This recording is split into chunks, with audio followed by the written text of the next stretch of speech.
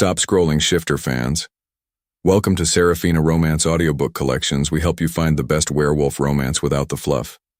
If you want alpha pack politics with high stakes or a sweet human meets wolf entry point, hit subscribe to join the family group chat. Today we're breaking down the rejected goddess to see if it's truly worth the howl. Chapter 1. The Ash and the Anchor. He wanted to rip the world apart just to stop the itching under his skin. Kaelen Mordane stood on the high balcony of the Obsidian Palace, his knuckles white as he gripped the cold stone railing. Below him, the pit of ash swirled with gray soot and the smell of broken dreams. He watched her. Selena. She was a ghost in the smoke, scrubbing the heavy iron pots with hands that used to hold silk. Deep down he knew the truth. She was his mate. The bond between them hummed like a live wire, sparking every time she moved. It was a sickness he couldn't cure. Because his father had died for a mate, Kaelen had promised to never let a woman get close. Love was a cage, and he was a king who preferred his own chains. After that, he forced his gaze away, but the pull was too strong. It was like a hook in his heart, dragging him back to the edge of the railing. He watched the way her hair, once silver and bright, was now matted with dust. Yet, she didn't look broken. Even from this height, he could see the stiffness of her spine. She moved like a queen in a graveyard. This made him angry. He wanted her to beg.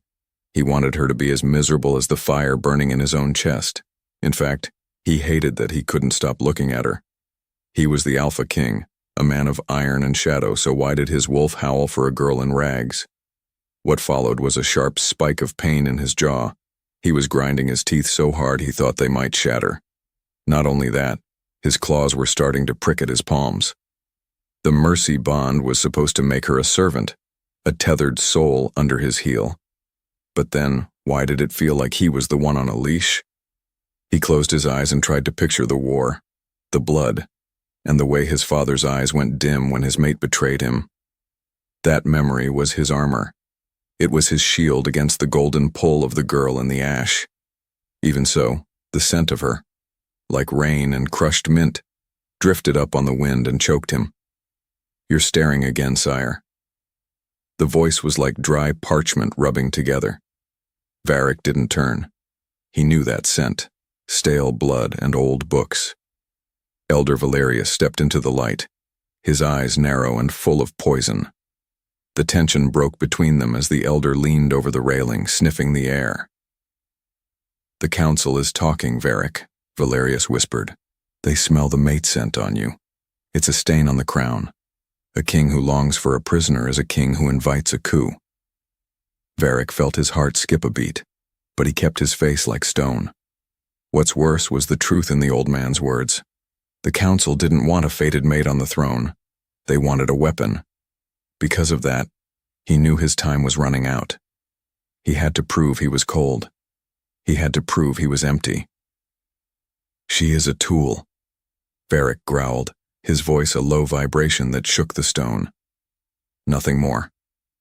"Prove it then," the elder challenged, "before the moon turns, or we will find an alpha who can."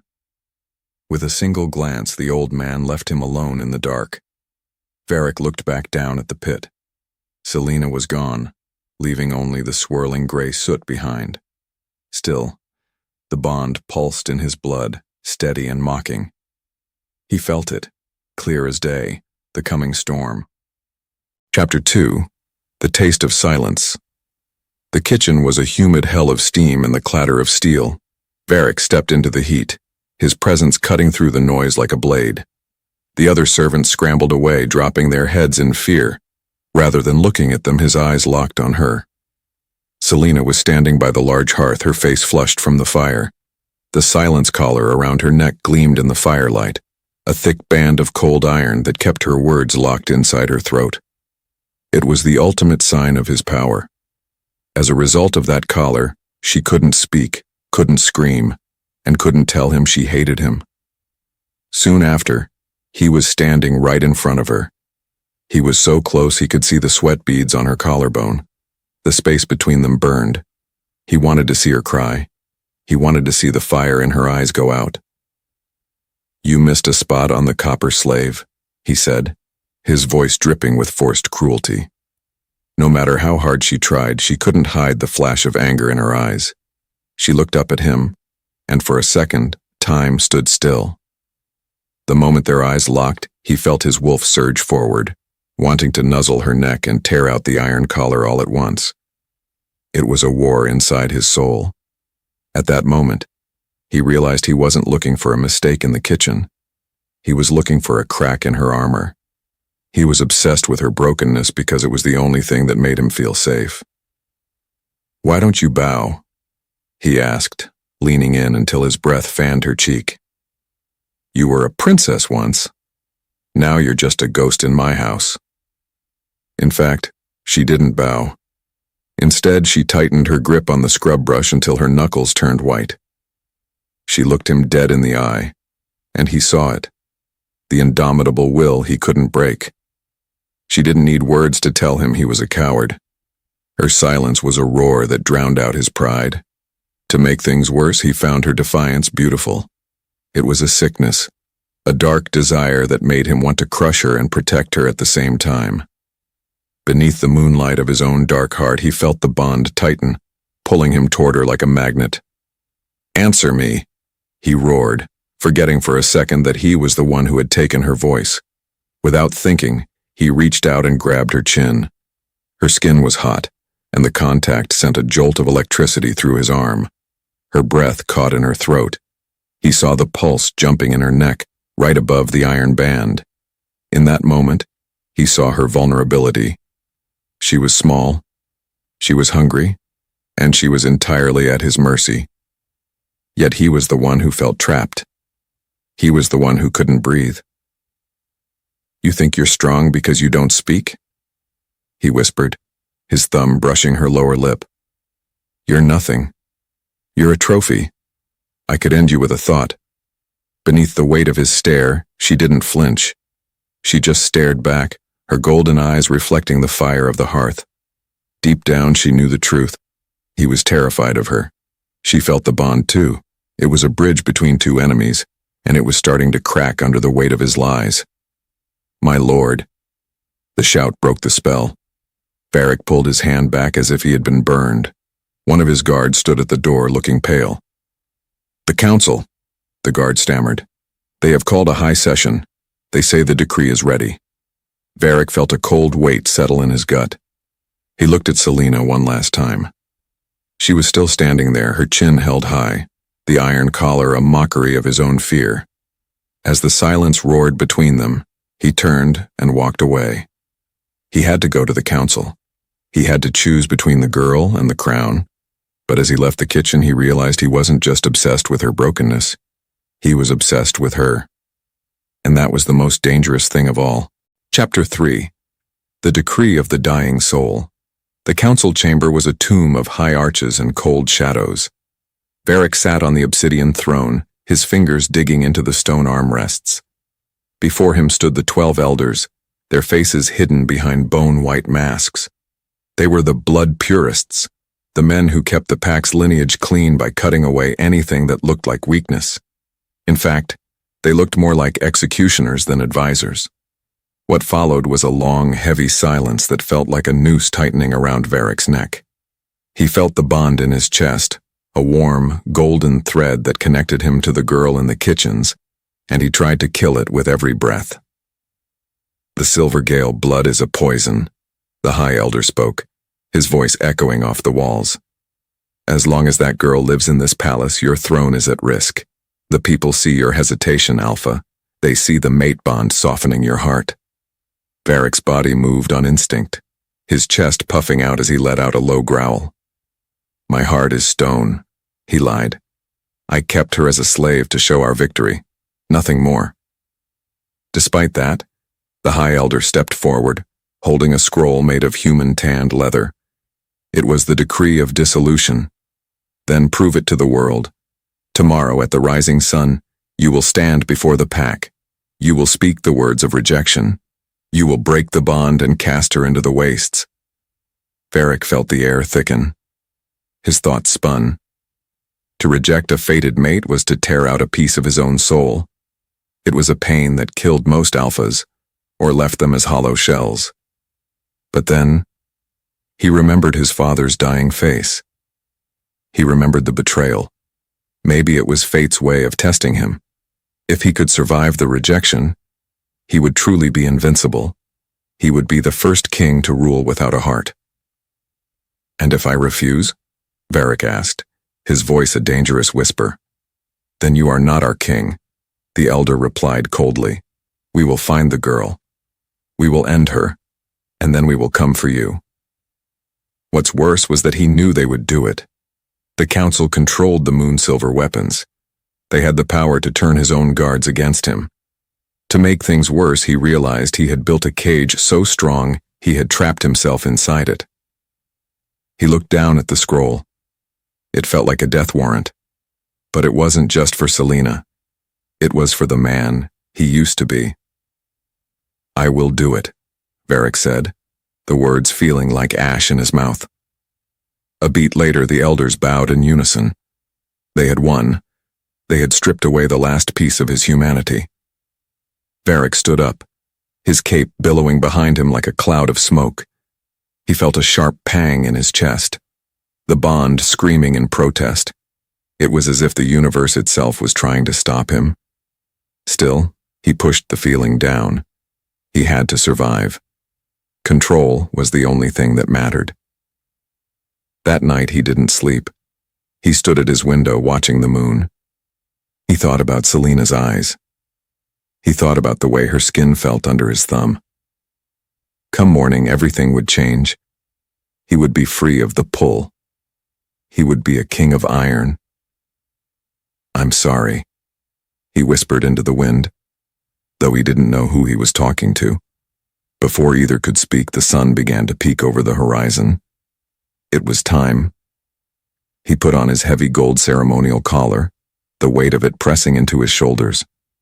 He walked toward the great hall, his heart beating like a funeral drum.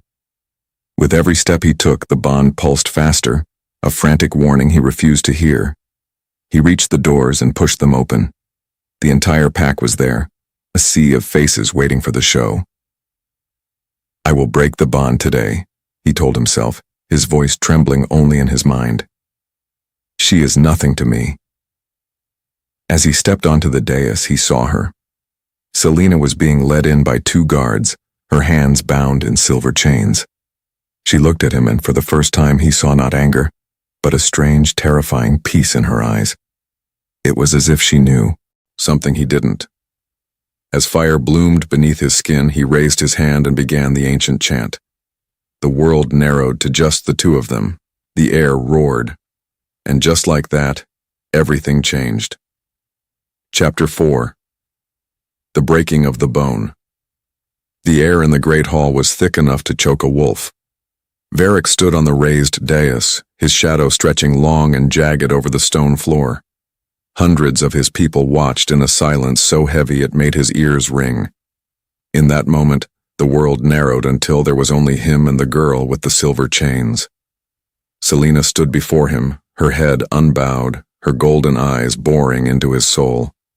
Because he needed to prove his strength to the council, he began the ritual. The words felt like jagged glass in his throat. Each syllable of the rejection was a blade, slicing through the invisible cord that tied their lives together. Soon after, the temperature in the room began to drop. A frost crept over the tapestries and the torches flickered with a ghostly blue flame. Varric's heart hammered against his ribs like a trapped bird. He reached the final line of the ancient curse, the words that would cast her out forever. "I, Kaelen Mordane, Alpha of the Obsidian Pack, reject you, Selena Vance, as my mate and my equal," he roared. What followed was a sound he would never forget. It wasn't a scream. It was the sound of the universe snapping in half. Without warning, the mercy bond didn't just fade, it exploded. A wave of raw, white energy blasted outward from Selena, knocking the council elders off their feet. Varric felt a blinding pain in his chest, as if his ribs were being pried open by invisible hands. He staggered back, gasping for air that felt like liquid fire. Yet, Through the haze of agony, he saw her. Selena wasn't crumbling. In fact, she was growing. Her skin began to glow with a terrifying pearlescent light that hurt to look at. What's worse was the sound of her bones. They were popping and elongating, shifting with a wet, grinding crunch that echoed through the hall. Not only that, her scent changed. The soft smell of mint and rain was gone, replaced by the scent of ozone and ancient ice. Between one breath and the next, the girl was gone. In her place stood a creature of myth, a white shadow. It was a wolf the size of a warhorse, its fur as white as a dead star, and its eyes glowing with a predatory silver fire. The tension broke as the massive beast lunged. Before he could move, she was on him. Varric felt the weight of her paws crush the air from his lungs as she pinned him to the dais. Her fangs were inches from his throat, dripping with a luminescent saliva that sizzled on his skin. He looked into those silver eyes and saw no mercy. Instead, he saw the predator he had created. Deep down, he knew the truth. By rejecting her, he had broken the only thing that kept her human.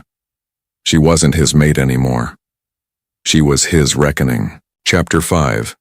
The Phantom in the Snow. Hunt her down. Varric's voice ripped through the courtyard, but it lacked its usual power. He stood at the edge of the palace ramparts, staring out at the jagged peaks of the frost-bound wilds. Moments later, his elite scouts were scrambling into their saddles, their wolves whining in a fear they couldn't name. Selena had vanished into the mountain mists like a ghost. She had leaped from the high balcony, a blur of white fur against the gray sky, and disappeared into the one place no sane shifter dared to go. To make things worse, his own wolf was whimpering inside him. It felt like a limb had been hacked off without anesthesia. Next, he tried to use the obsidian roar. He filled his lungs, preparing to let out the command that would force every wolf in a 10-mile radius to halt. He opened his mouth and pushed the power out. But then, nothing happened. The roar came out as a hollow, ragged sound. Because the bond was gone, his authority over her had vanished too. She was no longer part of his pack. She was a law unto herself. "The scent is gone, sire," his lead tracker muttered, kept at a distance by the king's radiating fury. "It's as if the snow swallowed her whole. Even the wind seems to be hiding her tracks." Rather than answering, Varric smashed his fist into the stone battlement. His knuckles bled, but he welcomed the pain. It was better than the hollow ache in his center. As the silence stretched, he realized that he had made a fatal mistake. He had treated her like a servant when she was a god. He had expected her to beg for his mercy, but instead, she had taken her freedom and turned it into a weapon. Now, he was the one who was truly alone. Meanwhile, the council was already circling. He could hear them in the hall behind him, whispering about his failure. They wanted her dead because her existence was a slap in the face to their pure-blood laws. But Varric didn't want her dead. He wanted to find her. He wanted to look into those silver eyes again and understand what he had done. Maybe it was fate, or maybe it was madness, but he knew he couldn't stay behind these walls. "Prepare my gear," Varric growled, not looking back. "I'm going into the wilds, alone." "But sire, the elders can rot," he snapped, his eyes flashing a dangerous ink black. "I brought her into this world as a slave. I'll take her out as a king, or I won't come back at all." He left the palace before the sun could set. As the wind shifted, carrying the bite of an oncoming blizzard, he felt a shiver go down his spine. She was out there watching him. He could feel it in the marrow of his bones. She was the shadow in the trees, the chill in the air, and the ghost in his heart. And for the first time in his life, the Alpha King was afraid of the dark. Chapter 6. The hunter becomes the prey. The frost-bound wilds were a labyrinth of ice and shadow. Varric moved through the knee-deep snow, his breath coming in ragged plumes of white. Every heartbeat felt like a hammer blow against his ribs. He had been tracking for 3 days, surviving on raw meat and iron will. Still, he felt as if he was walking in circles. The mountains were alive, shifting their paths to lead him deeper into the freezing heart of the range. As fire bloomed beneath his skin from the sheer cold, he realized he was being played.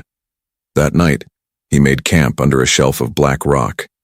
He didn't dare light a fire. Not only that, he kept his hand on his dagger even as he drifted into a fitful sleep. He dreamt of silver eyes and white fur. What followed was a sudden, sharp snap of a twig. Varric bolted upright, his senses on high alert. The forest was holding its breath. There was no wind, no owls, only the sound of his own pulse racing in his ears. "I know you're there, Selena," he called out, his voice cracking from the cold. Rather than a reply, a low, rumbling vibration shook the ground beneath him. It wasn't a growl. It was a hum, an ancient sound that vibrated in his very teeth. Shadows danced between the trees, twisting and stretching in ways that defied the moonlight. Then, she appeared. She didn't walk. She drifted. The white shadow stood 10 feet away, her fur shimmering like falling snow.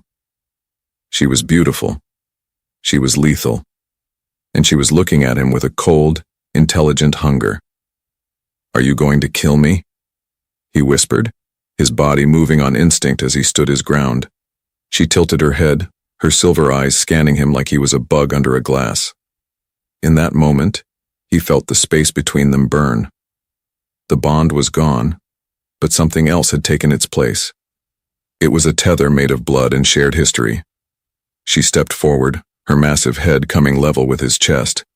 He could smell her, that scent of ozone and ice. It was intoxicating. It was terrifying. Before the words left his lips, she lunged.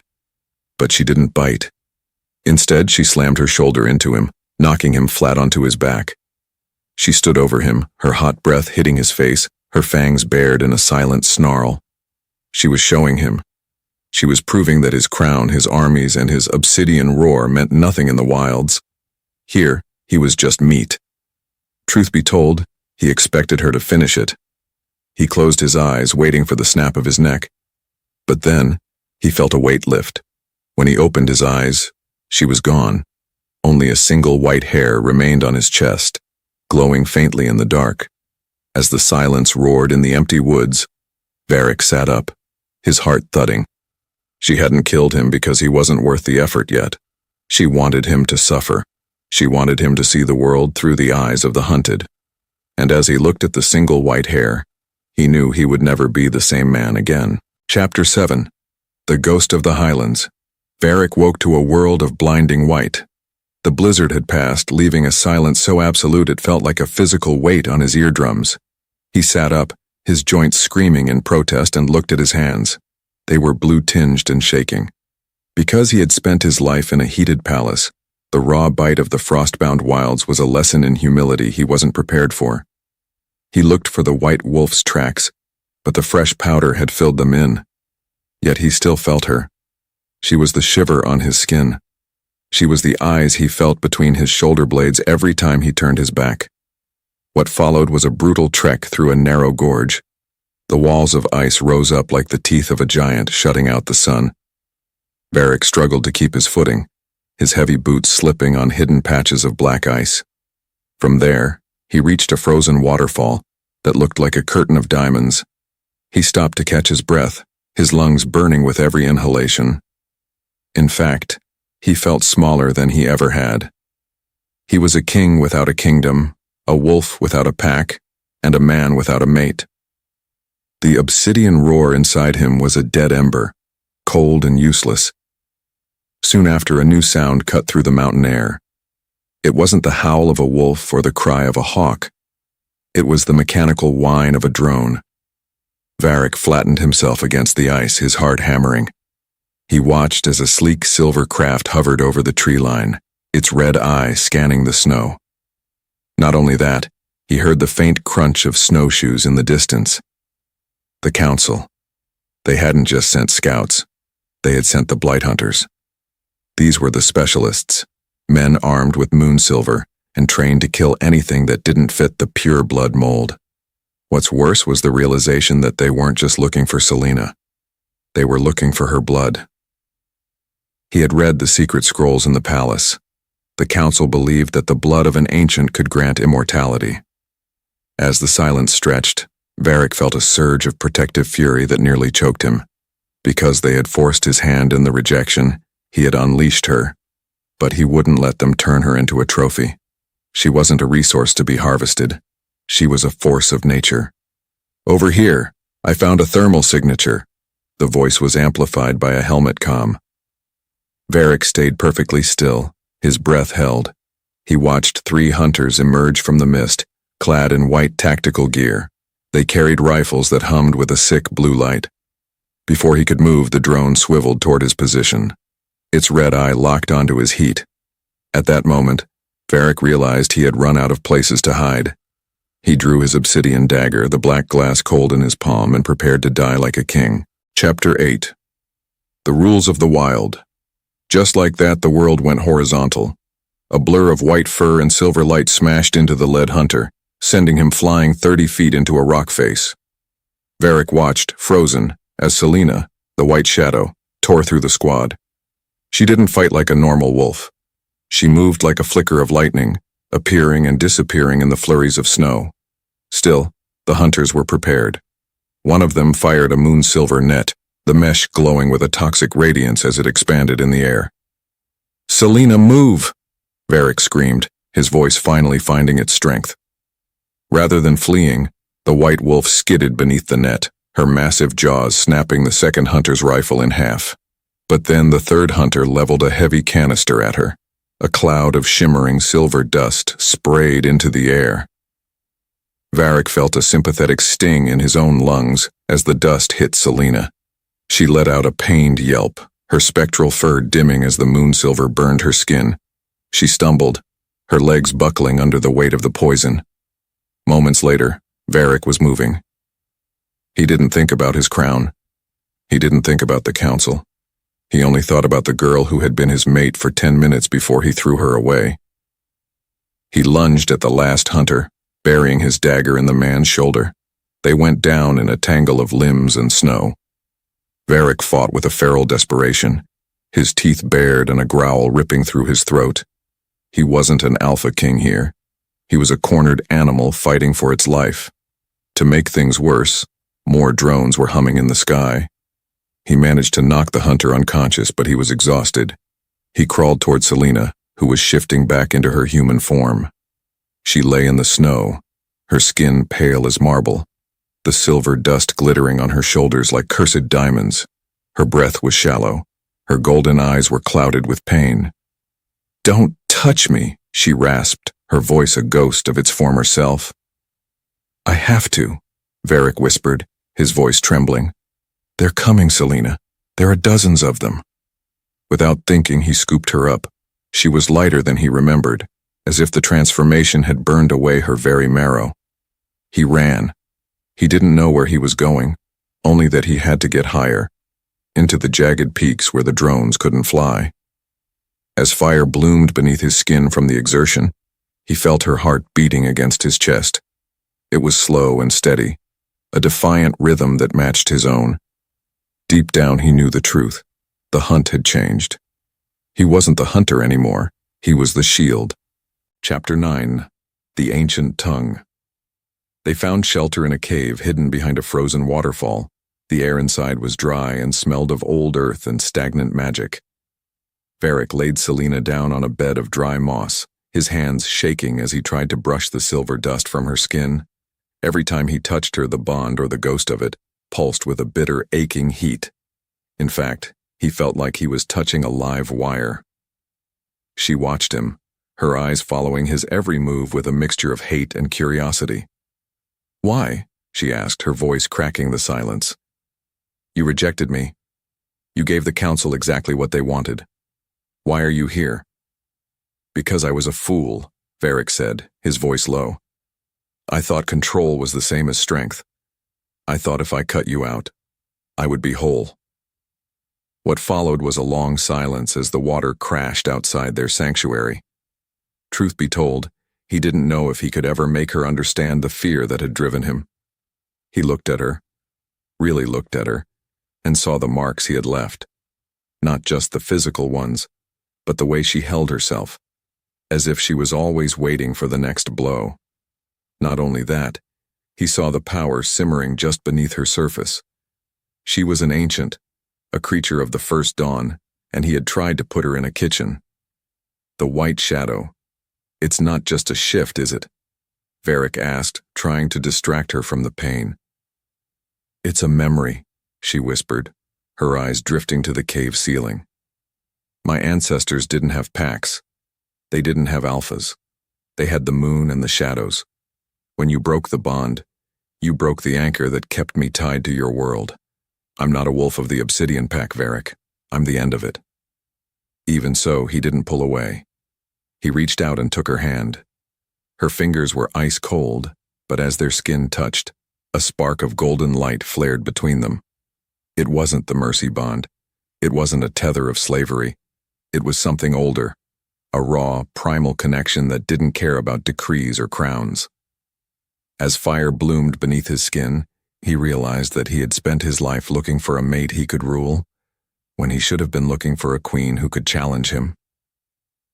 I won't let them take you, he promised, his voice a vow that shook the cave.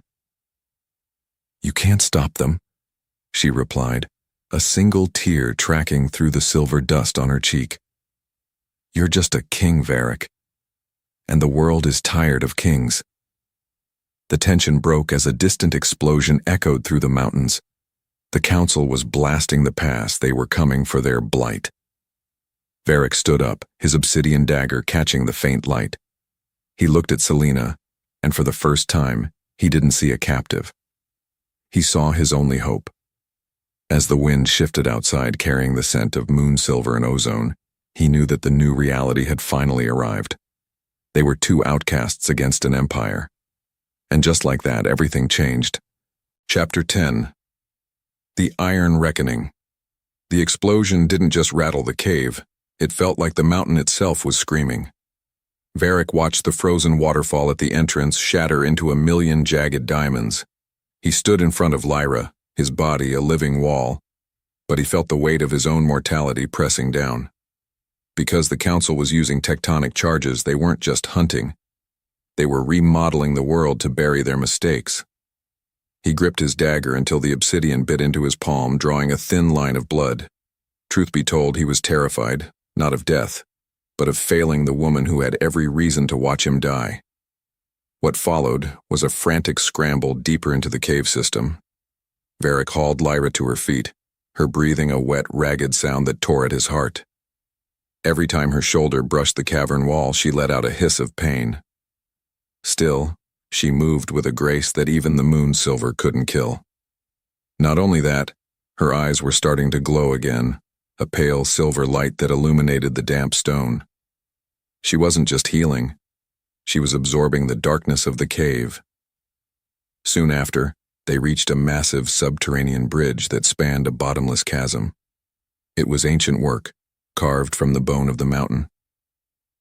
Varric stopped at the edge, his pulse racing. He could hear the hunters behind them, the rhythmic clack-clack of tactical boots and the barking of bloodhounds. He looked at Lyra, and for the first time, he saw a spark of the old princess in her eyes, the girl who knew how to lead. If we cross this, there is no turning back, she whispered, her voice gaining a metallic edge. The council's censors won't follow us into the deep, but the things that live there, they don't care about your crown. I don't have a crown anymore, Varric replied, his voice a low growl of resolve. I only have this. He held out his hand to her, not as a master, but as a man. The moment their eyes locked, the ground shook again. The bridge groaned, a hairline fracture spidering through the center of the stone. Before she could move, a moon-silver bolt whistled through the air, grazing Varric's bicep. He didn't flinch. Instead, he pulled her onto the bridge just as the first squad of hunters rounded the corner. As the sky darkened with smoke from the blasts, he realized the stakes had moved beyond their lives. They were fighting for the very soul of the shifter race. Chapter 11. The Midpoint of Shadows. The deep was a realm of bioluminescent fungi and air that tasted like copper and old graves. Varric and Lyra sat in a hollowed-out alcove, the blue glow of the mushrooms making their skin look spectral. He was busy binding his arm with a strip of his tunic, his teeth set against the sting of the silver poison. Yet, his gaze kept drifting to her. She was sitting cross-legged, her hands hovering over a pool of stagnant water. As the silence stretched, the water began to swirl, reflecting images of the city they had left behind. "Look," she commanded, her voice vibrating with a power that made his wolf stir. Varric leaned forward, and his heart skipped. The image in the water showed the Obsidian Palace, but it was draped in the black banners of the High Council. He saw the low-blood servants being herded into the pit of ash, their silence collars glowing with a new, cruel light. In fact, he saw his own second-in-command being led to the dungeons in chains. What's worse was the sight of the Silvergale pups, the children he had promised to protect in secret, being locked in a moon-silver cage. "They aren't just replacing you, Varric," Lyra said, her eyes turning into twin mirrors of silver flame. "They are purging anything that isn't pure. They are going to kill those children to ensure the Silvergale line never rises again." The revelation hit him like a physical blow. He realized that the council hadn't pushed for the rejection to protect the pack. They had done it to remove the only alpha who had a conscience. Because of his father's trauma, he had been a puppet for years, and now the strings were being pulled by monsters. A beat later, he felt a shift in his very marrow. The internal flaw, the belief that control was the only safety, shattered. He didn't want control. He wanted justice.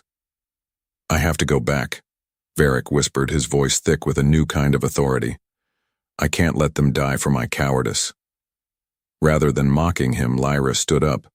Her body moved on instinct, her hand resting on his uninjured shoulder. The heat of her touch was no longer a shock, it was a promise. "We go back," she corrected him. "But we don't go back as a king and his slave. We go back as the storm they forgot to fear." Deep down, he knew the truth. This was the turning point. The game had changed from a desperate escape to a calculated revolution. They were no longer two fugitives. They were the architects of a coup. As fire bloomed beneath his skin, he felt a strange, terrifying joy.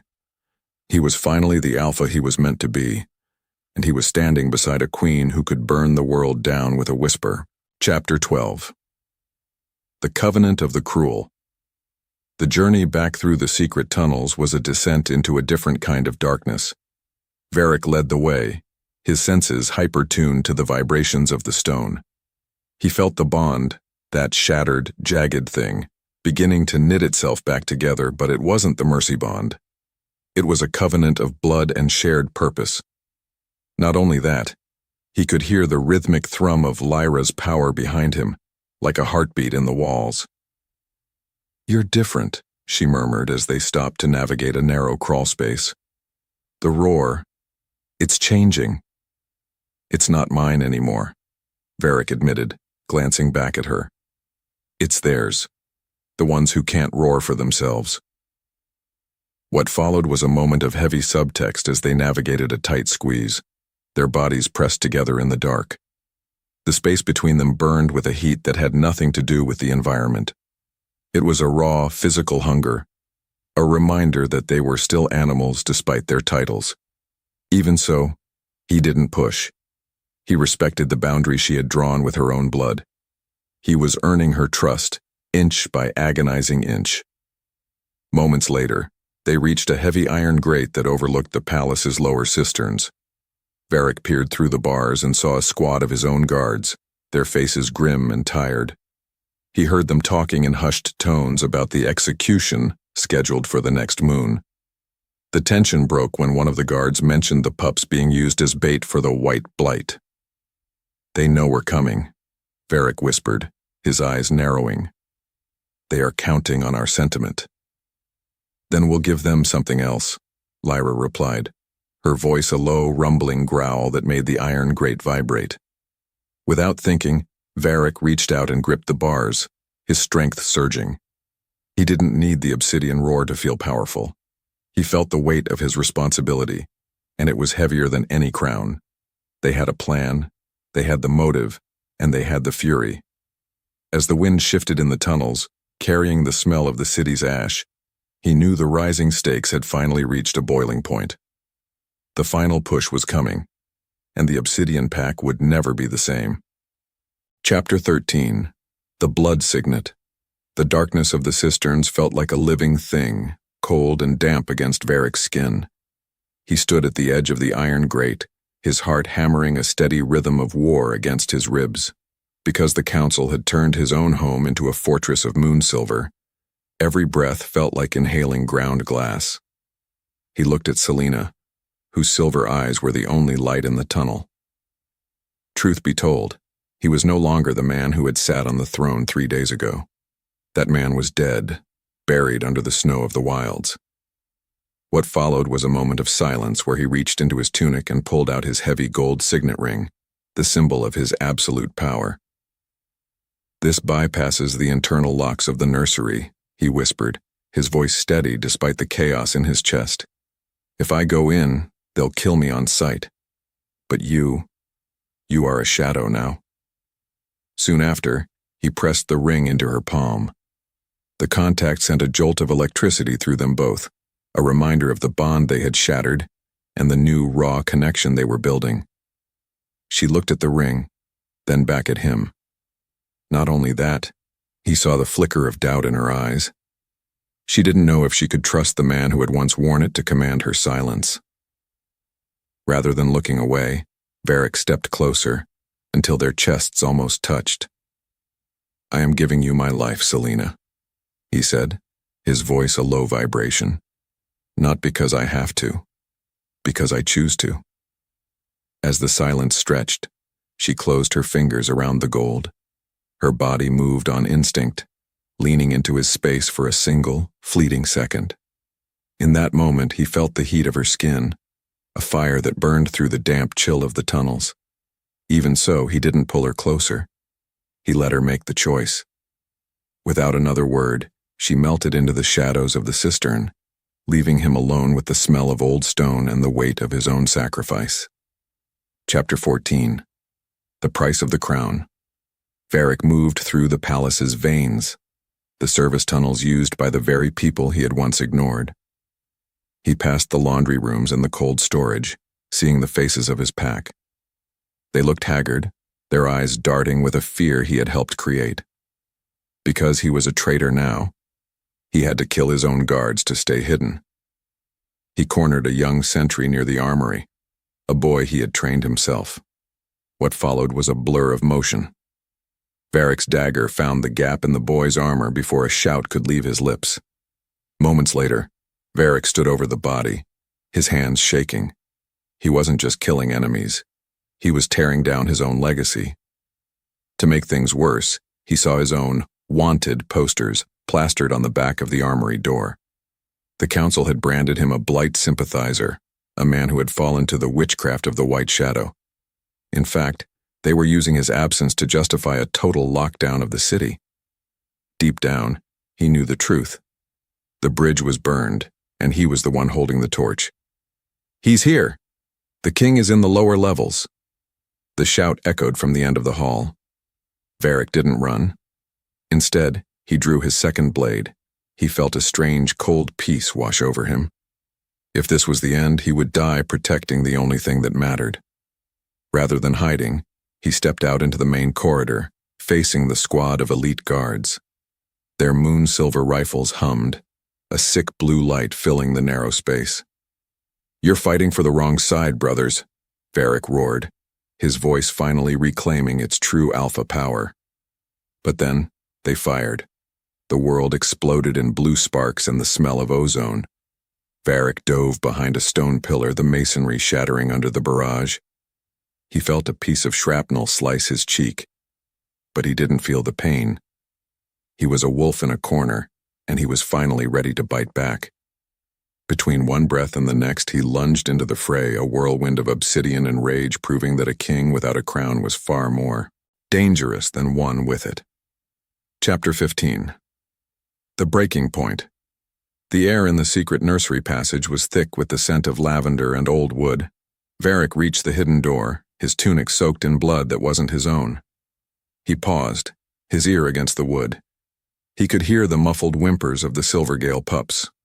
They were scared, huddled together in the dark. Beside him, the shadows shifted, and Selena appeared as if summoned by the wind. She looked at him, her face splattered with the blue ichor of moonsilver batteries she had disabled. "The children are behind this door," he whispered, his hand hovering over the latch.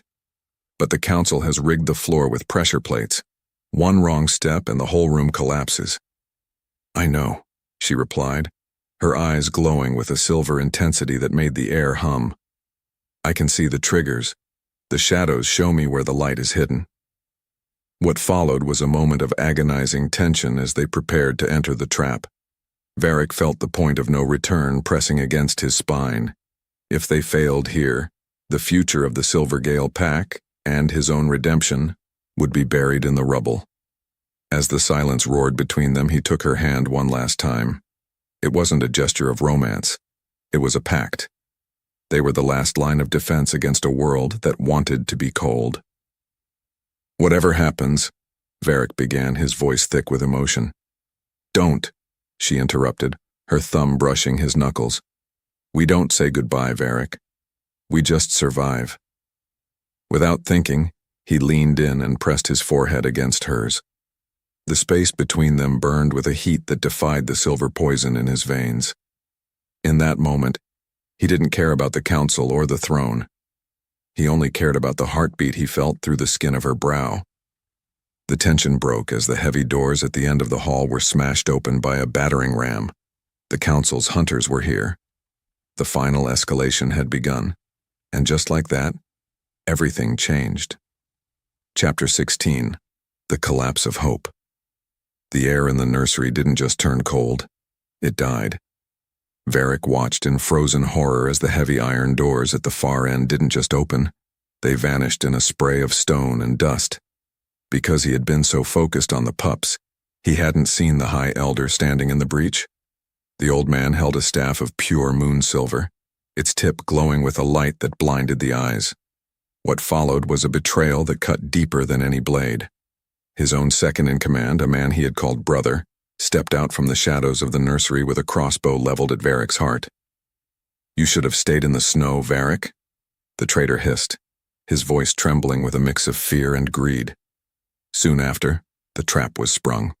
The pressure plates under the floorboards groaned, and the ceiling began to rain dust. Varric lunged toward the Silvergale pups, but a wave of blue energy from the Elder's staff slammed into his chest. He flew backward, his spine hitting the stone wall with a sickening thud. Rather than help him, the shadows around Selena seemed to shatter.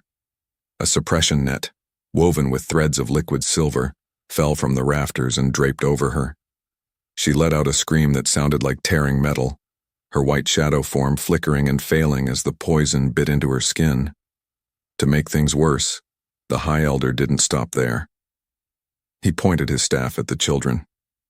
"A king who cannot choose between his people and his pet is no king at all," the old man mocked. Varric tried to stand, but his legs felt like lead. He watched as the hunters dragged Selena away, her fingers clawing at the stone floor. Not only that, he saw the pups being herded into the darkness of the lower dungeons. Deep down, he knew the truth. His plan hadn't just failed. It had been a roadmap for his own destruction.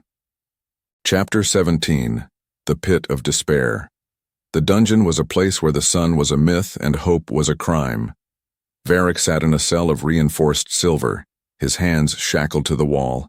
Every time he moved, the metal burned his wrists, a constant reminder of his failure. Because the cell was designed to dampen the wolf, he felt hollow, a shell of a man with a ghost of a beast inside. What followed was the sound of a whip cracking in the cell next to his. He didn't need to see to know it was Selena. He could hear her rhythmic, pained gasps through the stone. "You were always as weak as your father," a voice whispered from the bars. It was the High Elder, looking down at him with a casual dismissal that cut through Varric's shock. The old man held the blood signet ring, the one Varric had given to Selena. In fact, he was wearing it. It was the ultimate insult. The council had everything now. The throne, the pups, and the two abominations that had dared to challenge them. Even so, Varric didn't beg.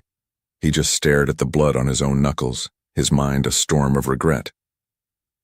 The execution is set for the eclipse, the elder continued, his voice smooth and cold. The pack needs a sacrifice to wash away your stain. We will start with the pups, then the girl, and finally, you. Moments later, the elder walked away, his footsteps echoing like a ticking clock. Varric leaned his head against the cold stone and wept. He had tried to be a hero, but he had only succeeded in bringing the people he loved to the slaughterhouse. To make things worse, he could hear the pups crying in the distance, a high, thin sound that broke his spirit. He had reached his lowest point, a king in a cage, watching the end of his world. Chapter 18. The Dark Night of the Soul. As the silence stretched in the dungeon, Varric stopped fighting the chains. He closed his eyes and let the darkness take him. He saw his father's face, pale and broken, and he finally understood. His father hadn't been weak because of love. He had been strong because he was willing to lose everything for it. Varric, on the other hand, had spent his life trying to keep everything, and as a result, he had nothing. In the quiet that followed, he heard Selina's voice, a faint rasp through the wall. "Varric, are you still there?" "I'm here," he whispered, his voice trembling with a mix of grief and shame. "I'm sorry, Selina. I brought you back to this." "Don't apologize for the past," she said, her voice gaining a strange, quiet strength. "They can break our bodies, Varric, but they can't have the shadow. The shadow doesn't belong to the council. It belongs to us." But then, the sound of the iron doors opening at the end of the hall signaled the beginning of the end. The guards were coming for the first of the condemned. Varric felt his heart pound, a frantic, desperate rhythm. He looked at the silver bars, the metal glowing with the coming eclipse. He felt his internal flaw, the need for control, finally die. He didn't want to control the outcome. He only wanted to be near her. "I love you," he whispered, the words finally leaving his lips as the truth unraveled. What followed was no answer, only the heavy tread of boots and the clank of keys. The guards dragged him from the cell, his feet dragging in the dust. He was brought to the courtyard, the sky turning a bruised purple as the moon began to eat the sun. He was forced to his knees in front of the executioner's block. Yet as he looked at the high balcony where he had once stood as a king, he didn't feel like a victim. He felt like a witness. And just like that, everything changed. Chapter 19. The Sovereignty of Rage. The sky was a bleeding wound of deep violet and bruised orange. Varric knelt on the cold stone of the courtyard, his knees raw and his heart feeling like a lead weight in his chest. Because the solar eclipse was reaching its peak, the world had fallen into an eerie, false twilight. He looked up at the executioner, a massive man in a black hood, and then at the high elder on the balcony. Truth be told, Varric was waiting for the blade. He was ready for the end. But then a sound rippled through the air that didn't belong to the wind or the crowd. It was a low, humming vibration that started in the very stones beneath his feet. What followed was a sudden, chilling silence from the dungeon entrance. The guards who were supposed to be bringing the Silvergale pups out stopped dead in their tracks. Moments later, the shadows at their feet began to stretch and thicken, even though the sun was blocked. Varric's breath caught in his throat as he saw a figure emerge from the darkness of the archway. It was Selina. She wasn't shifting into a wolf. She was something more.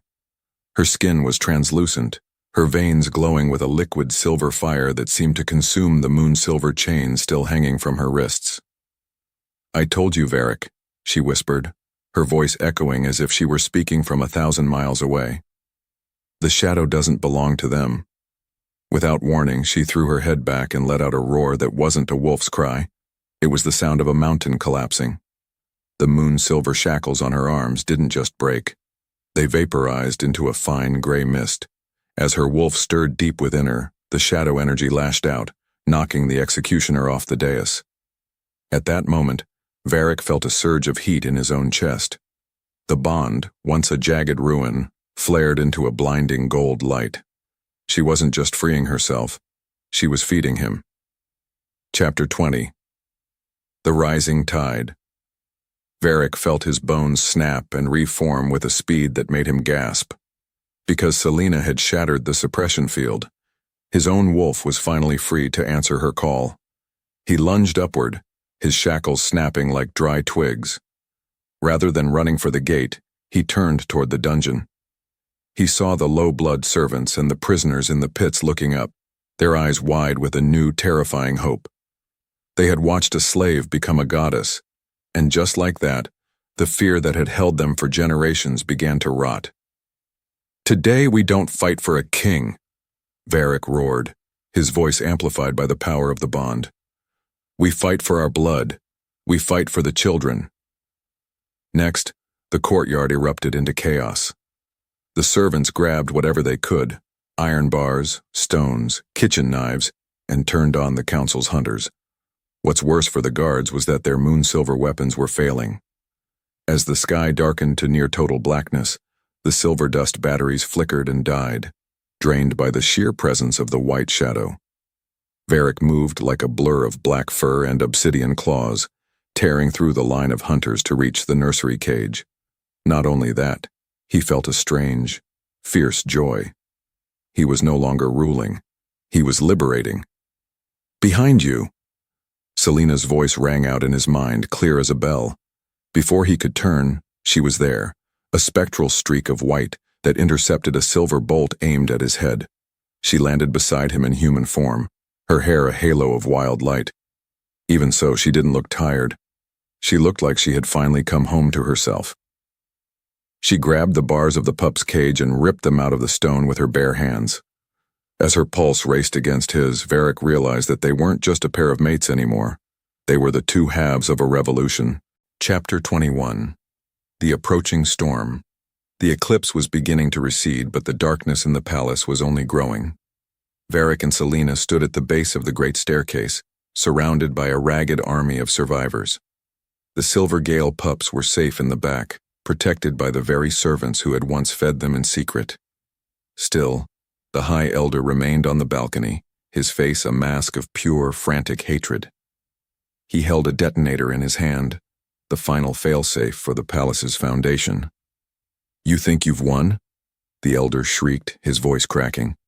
"I will bury this entire pack before I let a mongrel and a traitor take it." "You've already buried it, Valerius," Varric said, his voice cold and steady. "I'm just the one digging it up." What followed was a moment of tactical silence as Varric looked at Selena. Between them something cracked, the last of the old world's rules.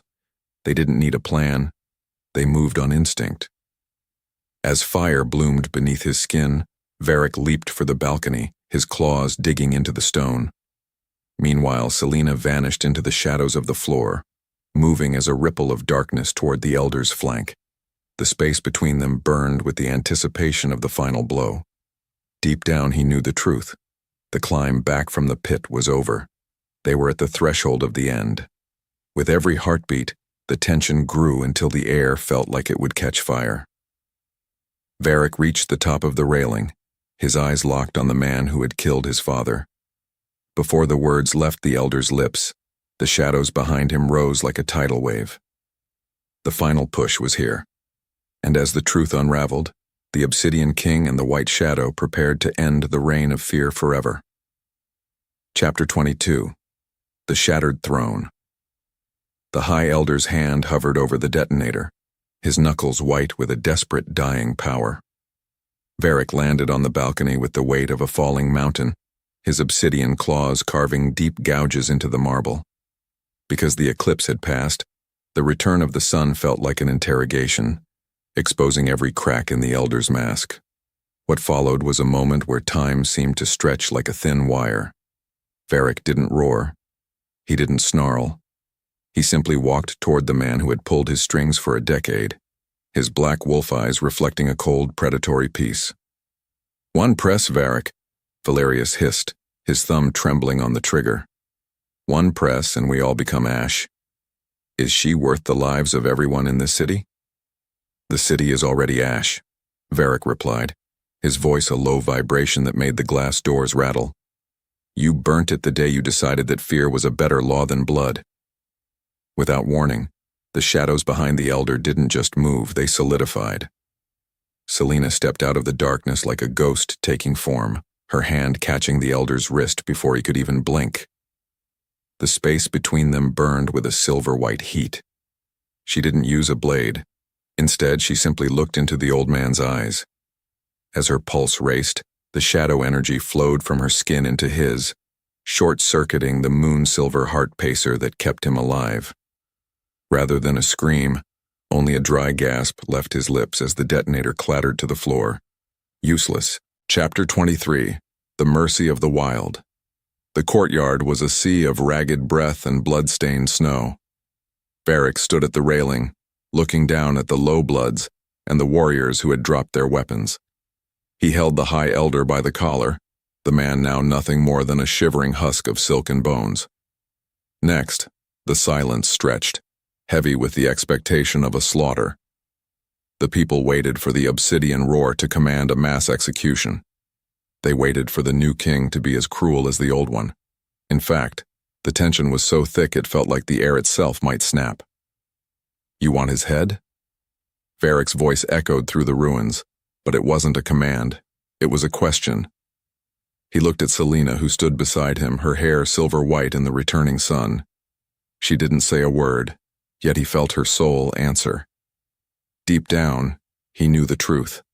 If he killed the elders here, he would just be building a new cage out of different bones. Instead, he did something that made the entire pack gasp.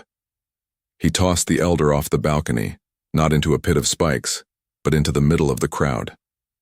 The council is over, Varric declared, his voice ringing with a new kind of sovereignty. He is not a god. He is just a man. Judgment belongs to the people he silenced. What's worse for the elder than death was the realization that he was now equal to those he had oppressed. To make things worse, the crowd didn't tear him apart. They simply surrounded him, their silence more terrifying than any roar. As fire bloomed beneath his skin, Varric turned away from the balcony. He walked back into the throne room and saw the obsidian seat, the chair that had cost his father his life. With a single brutal swing of his fist, he shattered the obsidian backrest. He wasn't just a king anymore. He was a witness to the end of an era. Chapter 24. The Boundary of Bones. 1 month later, the scent of fresh pine and wood smoke filled the air at the edge of the frost-bound wilds. Varric stood at the boundary line, his black wolf coat thick and healthy against the morning chill. He wasn't wearing a crown or gold. Because he had dismantled the slave quarters and established a council of equals, his heart felt lighter than it had since he was a pup. Still, there was a hollow ache in his chest that no law could fix. He looked toward the peaks, where the mist clung to the trees like a white shroud. Soon after, a flicker of movement caught his eye. A white shadow emerged from the tree line, moving with a grace that made the world seem clumsy. Selena stopped 10 feet away, her silver eyes warm and wandering. She didn't shift back into human form immediately. Instead, she let their scents mingle in the wind, mint, rain, and the deep, rich musk of the earth. The moment their eyes locked, the bond pulsed, not as a chain, but as a heartbeat shared between two worlds. The silver gale pups are thriving. Varric sent the thought through the link, a gentle nudge of his soul. They ask about the white shadow every night. And the king? Her voice echoed in his mind, teasing and sharp. Does he still try to control the wind? The king is dead, Varric replied, stepping over the boundary line and into the wilds. Only Varric remains, and he is very tired of being alone. Without thinking, she stepped forward and pressed her muzzle against his neck. The space between them burned with a heat that was finally safe. As fire bloomed beneath his skin, Varric shifted, his black wolf form leaning into her white one.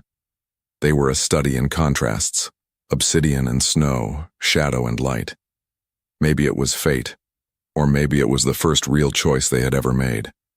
Either way, as they turned together toward the heart of the mountains, the world felt vast, dangerous, and perfectly free. And just like that, everything changed. Epilogue. The Echo of the Wild. The palace in the city still stands, but its gates are never locked. They say that on nights when the moon is full and the air is cold, a black wolf and a white one can be seen running along the ridges of the frost-bound wilds. They don't hunt for sport, and they don't rule by decree. They are simply there, a reminder that the mercy bond was never about mercy, and the obsidian roar was never about power. It was about the courage to be vulnerable in a world that demands iron. Varric looks toward the horizon, his soul finally at peace. He isn't chasing the shadow anymore, he is part of it. The transformation is complete, from a man who caged what he loved to a man who respects the wild. The end.